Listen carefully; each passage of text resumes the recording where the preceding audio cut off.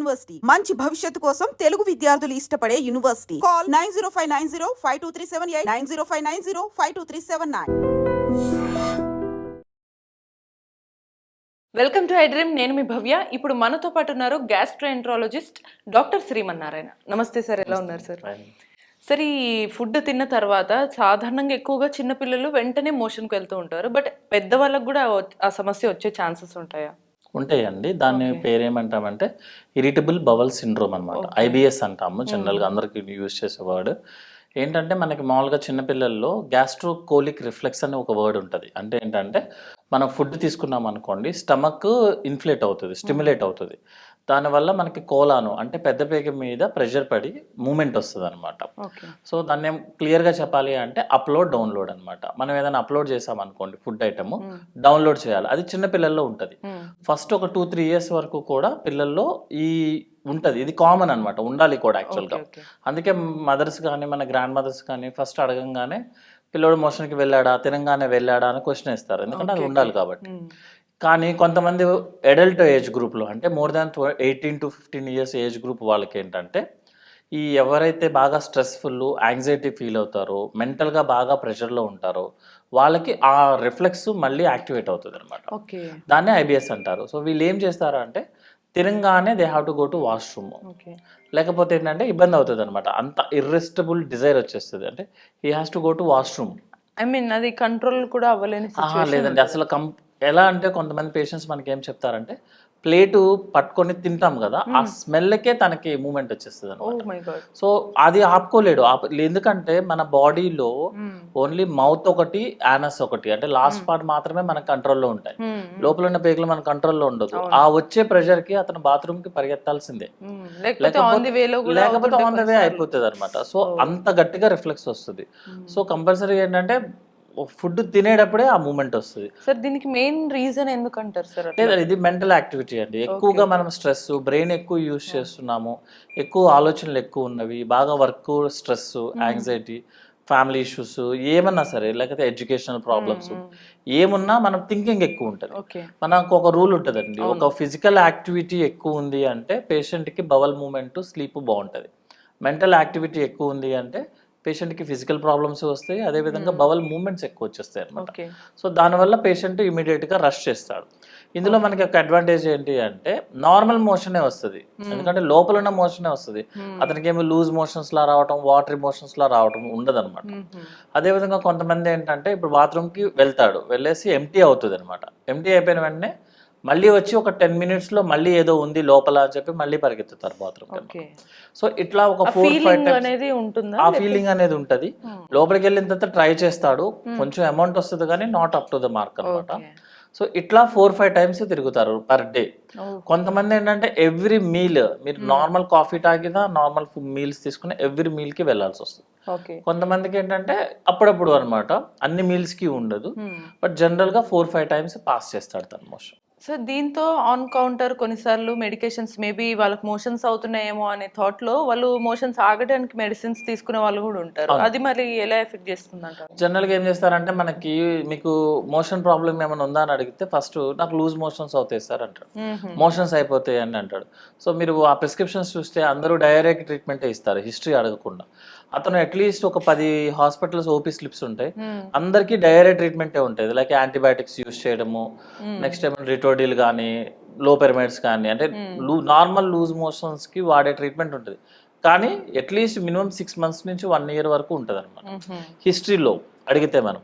So అందరూ direct ట్రీట్మెంటే ఇస్తారు. కానీ అతను క్వశ్చన్ వేస్తే నువ్వు ఏంటి ఎప్పుడు వెళ్తావు నువ్వు మోషన్ కంటే ఇది ఎంత చెప్తాడు, ఏది అన్నం తినంగానే వెళ్ళాల్సి వస్తుంది సార్, నార్మల్ మోషనే వస్తుంది సార్, ఒకసారి వెళ్ళినా కూడా నాకు ఇన్కంప్లీట్ ఫీలింగ్ ఉండి నేను మళ్ళీ వెళ్ళాల్సి వస్తుంది, వెళ్ళినా కూడా నాకు కంప్లీట్ అయినట్టు అనిపించదు, ఇవన్నీ చెప్తాడు.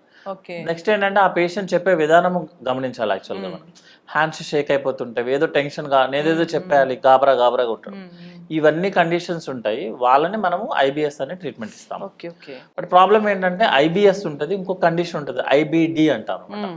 ఐబిడి అంటే అల్సరేటివ్ డిసీజ్, అల్సరేటివ్ కోలైటిస్ కానీ, క్రాన్స్ డిసీజ్ కానీ, ఈ రెండిట్లో కూడా మోషన్స్కి వెళ్ళడం కామన్. కానీ మోషన్ ఎలా వెళ్తున్నాడు, ఏ సిచ్యువేషన్ వెళ్తున్నాడు అనేది చూసుకోవాల్సి వస్తుంది. లేకపోతే ఒకదాని ట్రీట్మెంట్ ఇంకో దానికి సైడ్ ఎఫెక్ట్ అవుతుంది యాక్చువల్లీ. సార్ ప్రాబబ్లీ ఇదంతా కూడా మనకి యంగేజ్ లో చేసేది కూడా అప్పుడు ఎఫెక్ట్ అవుతుంది అంటారా, లేకపోతే ఏజ్ ని బట్టి మీరన్నా 50, 60, నార్మల్ గా 70 ఇంతకు ముందు 20-30 ఇయర్స్ అప్పుడు కొంచెం ఈ work pressures, educational pressures, family problems, personal problems వచ్చేదండి. ఇప్పుడు ఈవెన్ 80 ఇయర్స్ వాళ్ళకి కూడా వస్తుంది యాక్చువల్లీ. 80 ఇయర్స్ వాళ్ళు కూడా ఆలోచనలు ఎక్కువైపోతున్నాయి, వాళ్ళు కూడా ఏదేదో చేసేయాలి కొత్తగా. సో వాళ్ళకి కూడా ఐబిఎస్ వస్తుంది. కాకపోతే నేను అదే చెప్పాను కదండి, మనకి బవల్ ప్రాబ్లమ్స్ 3 ఉంటాయి జనరల్గా అండి. ఒకటి ఐబిఎస్ ప్రాబ్లము, రెండోది ఏంటంటే ఐబిడి ప్రాబ్లం అంటారు, అంటే అల్సరేటివ్ కోలైటిస్ కానీ, క్రాన్స్ డిసీజ్ కానీ, టీబీ కానీ. మూడోదేమో క్యాన్సర్. ఒక పేషెంట్కి యంగ్ పేషెంట్ వచ్చాడండి, మీకు హిస్టరీ చెప్పాడు, కరెక్ట్గా క్లియర్గా చెప్పాడు హిస్టరీ మొత్తం. లైక్ మల్టిపుల్ టైమ్స్ వెళ్తున్నాను, వెళ్ళంగానే బాత్రూమ్కి వెళ్తున్నాను, ఇంకా లోపల ఏముండదు, మ్యూకస్ ఉండడం అంటే గమ్లా ఉండడం కానీ, బ్లాక్ కలర్ కానీ, వాటరీ స్టూల్స్ కానీ, వేరే కంప్లైంట్ ఏమి ఉండదు, వాళ్ళని మనం ఐబిఎస్ అని చెప్తాం. అలా కాకుండా ఓల్డ్ పేషెంట్ వచ్చి మీకు ఇలాగే హిస్టరీ చెప్పాడు అనుకోండి, ఫస్ట్ కొలనోస్కోపీ చేసి లోపల క్యాన్సర్ కానీ, టీబీ కానీ, అల్సరేటివ్ కోలైటిస్ కానీ, క్రాన్స్ డిసీజ్ కానీ లేదు అని మనం కన్ఫర్మ్ చేసిన తర్వాత మాత్రమే ఐబిఎస్ అంటాం. ఎందుకు ఇంత క్లియర్గా చెప్తున్నామంటే ఐబిఎస్లో మనం చేసుకున్న ప్రతి టెస్ట్ నార్మల్ వస్తుంది. ఐబిఎస్ అనేది పేషెంట్ డాక్టర్తో మాట్లాడినప్పుడు డిసైడ్ చేయాల్సిన కండిషన్. అంతేగాని నేను చాలామంది చెప్తారు మనం 10-15 కొలనోస్కోపీలు ఉంటాయి, ఎండోస్కోపీలు ఉంటాయి, అన్నీ నార్మల్ వస్తున్నాయి కదా సార్, ఎందుకు తగ్గట్లేదు నాకు అంటారు. మనం చేసే టెస్ట్లు ఏంటంటే ఇన్ఫెక్షన్ ఉందా, స్టోన్స్ ఉన్నాయా, క్యాన్సర్ ఉందా చెప్పడానికి మాత్రమే పనిచేస్తారు. అవన్నీ కాకుండా మనకు వచ్చే జబ్బులు చాలా ఉంటాయి. సో రిపోర్ట్స్ నార్మల్ ఉంటుంది. ఐబిఎస్ ఎందుకు క్లియర్ చెప్తున్నామంటే ఐబిఎస్లో మన బ్లడ్ టెస్టుల దగ్గర నుంచి సిటీ స్కాన్, అల్ట్రాసౌండ్, కొలనోస్కోపీ అన్నీ నార్మల్ వస్తాయి. నార్మల్ వస్తాయి కాబట్టి దాన్ని ఐబిఎస్ అంటారు యాక్చువల్లీ. ఎందుకంటే ఇది బ్రెయిన్ యాక్టివిటీ, ఫంక్షనల్ ప్రాబ్లం అనమాట. సో ప్రాబబ్లీ ఒక రకంగా mental health is equal to gut health అన్నట్టు తీసుకోవచ్చు. మెంటల్ హెల్త్, మెంటల్ గా యాక్టివ్ గా ఉంటే, న్యూరాన్స్ యాక్టివ్ గా ఉంటే బవల్ మూవ్మెంట్ ఎక్కువ ఉంటుంది. సో సార్ సింపుల్ గా ఫైనల్ గా ఈ పర్టికులర్ ప్రాబ్లం ఉన్న వాళ్ళకి క్లియర్ గా మీరు చెప్పినట్టు తిన్న వెంటనే మోషన్ రావడం, ఆ ఫీలింగ్ ఉండడంతో పాటు ఇంకా ఎటువంటి సైన్స్ ఉంటాయి, సో ఆ సైన్స్ తో పాటు వాళ్ళు వెంటనే చేయాల్సిన యాక్టివిటీ ఏంటి? జనరల్గా వీళ్ళకి మోషన్స్ ఎక్కువ సార్లు వెళ్ళటం ఉంటుందండి, ఇన్కంప్లీట్ ఫీలింగ్ ఉంటుంది. అప్పుడప్పుడు కొంతమందికి ఏంటంటే అసలు రాదు మోషన్, వెళ్ళి కూర్చుంటారు, మ్యూకస్ వస్తుంది అనమాట, అంటే కొంచెం గమ్ వస్తుంది, బ్లడ్ అలా ఏం రాదు, మోషన్ నార్మల్ మోషన్ ఉంటుంది, వాళ్ళ ఎపటైట్ అంతా బాగానే ఉంటుంది. బట్ మెయిన్ థింగ్ ఏంటంటే వాళ్ళు యాంగ్జైటీలో ఉంటారు. ఒక పేషెంట్ యాంగ్జైటీలో ఉన్నారా, మనం నార్మల్గా చూసినా మనకు అర్థమైపోతుంది, డిప్రెషన్లో ఉన్నాడా, యాంగ్జైటీలో ఉన్నాడా తెలిసిపోతుంది. ఇవన్నీ ఉంటే మనం ఐబిఎస్ అని చెప్తాం. సో ఐబిఎస్కి వాడే ట్రీట్మెంట్ కూడా సపోర్టివ్ మెడికేషన్స్ అండి, లైక్ రిఫాగట్ అని చెప్పి జస్ట్ జనరల్గా మోషన్లో పనిచేసే ఒక యాంటీబయాటిక్ ఇస్తాం, ప్రోబయాటిక్స్ ఇస్తాము. నెక్స్ట్ ఏమో మెంటల్ హెల్త్ ప్రాబ్లమ్స్ని కవర్ చేసుకోవడానికి మెడిసిన్స్ ఇస్తాం. ఫైబర్ ఫుడ్ని ఎక్కువ తినమని చెప్తాము, ఫైబర్ పౌడర్ ఇస్తాం. ఇందులో ప్రాబ్లం ఎక్కడ వస్తుంది అంటే మెడిసిన్స్ వాడినప్పుడు పేషెంట్ బాగుంటాడు, మెడిసిన్స్ ఆపేస్తే మళ్ళీ సినిమా స్టార్ట్ అయిపోతుంది. ఎందుకు? కారణాన్ని నేను ట్రీట్మెంట్ ఇవ్వట్లేదు, కారణము బ్రెయిన్లో ఉంది. సో కారణం అక్కడ ఉంది, నేను జస్ట్ సైడ్ ఎఫెక్ట్ మాత్రమే ట్రీట్మెంట్ ఇస్తున్నాను. సో ఎప్పుడైతే తన stress level, anxiety level either meditation చేసుకుంటాడా, ఫిజికల్ యాక్టివిటీ చేసుకుంటాడా, లేకపోతే వాట్ ఎవర్ థింగ్ ఇస్ ఏం జరిగినా మన మంచిగా అని చెప్పి ముందుకెళ్ళిపోతాడా, లేకపోతే సైకాట్రిక్ కౌన్సిలింగ్ చేయించుకుంటాడా, సైకాట్రిక్ మెడిసిన్స్ వాడతాడా అనేది that is the reasons. Main reason ని తన ట్రీట్మెంట్ తీసుకుంటేనే ఐబిఎస్ తగ్గుతుంది. మనం మెడిసిన్స్ వాడుతున్నప్పుడు 100% రిలీఫ్ వస్తుంది. కొంతమంది చెప్తారనమాట 6-7 ఇయర్స్ నుంచి ప్రాబ్లమ్స్ ఉంటాయి, మనం 2 రోజులు మెడిసిన్స్ పెట్టంగా తగ్గిపోతుంది. అందరూ అడిగారు సార్ మీరు మిరాకిల్ మెడిసిన్స్ ఇచ్చారని. అవి మిరాకిల్ మెడిసిన్స్ కాదు, అందరి నార్మల్ మెడిసిన్స్. బట్ ప్రాబ్లమ్ని ఫేస్ కరెక్ట్గా ఏంటో చెప్తే ట్రీట్మెంట్ తీసుకోవచ్చు, కానీ అప్పుడు మాత్రమే తగ్గుతుంది. టెంపరీగా మీ కంప్లైంట్ తగ్గుతుంది, కానీ రీజన్ తగ్గించుకోవాలంటే మనం మాత్రం స్ట్రెస్ లెవెల్స్ని తగ్గించుకోవాలి. క్లియర్గా మనకు తెలిసింది mental health equals to gut health అనమాట. సో దీని ప్రకారంగా మీకు కూడా ఎటువంటి సిమ్టమ్స్ ఉన్నా, డౌట్స్ ఉన్నా మీరు కమెంట్ చేయొచ్చు. So until then keep watching I dream.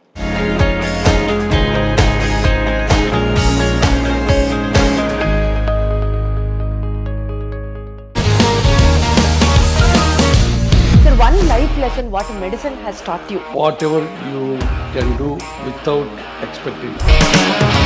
But I really believe మన పాజిటివ్ యాటిట్యూడ్ ఉంటేనే మనం ఏదైనా సాధించగలం. గట్ ని మనం కరెక్ట్ గా డీల్ చేసినట్లయితే అది మనకి పాజిటివ్ హార్మోన్స్ ని రిలీజ్ చేస్తుంది. షుగర్ వచ్చిన వాళ్ళ పరిస్థితి ఏంటి? పొట్ట దగ్గర పెరిగితే దాన్ని ఆండ్రాయిడ్ అంటారు, ఆండ్రాయిడ్ ఫోన్ కదా. అసలు థాట్స్ ఎందుకు వస్తాయి? బ్రెయిన్ డెడ్ అంటే దానికి ప్రపంచం అంతా కూడా కొన్ని నిర్దిష్టమైనటువంటి లక్షణాలు. మానసికంగా ధైర్యంగా ఉంటే క్యాన్సర్ జయించవచ్చు. You are a doctor for a cause sir, అంతే. వాళ్ళకి వచ్చిన ఆదాయం కాకుండా ఫ్రీ సర్వీస్ ఎంతమందికో చేస్తారు.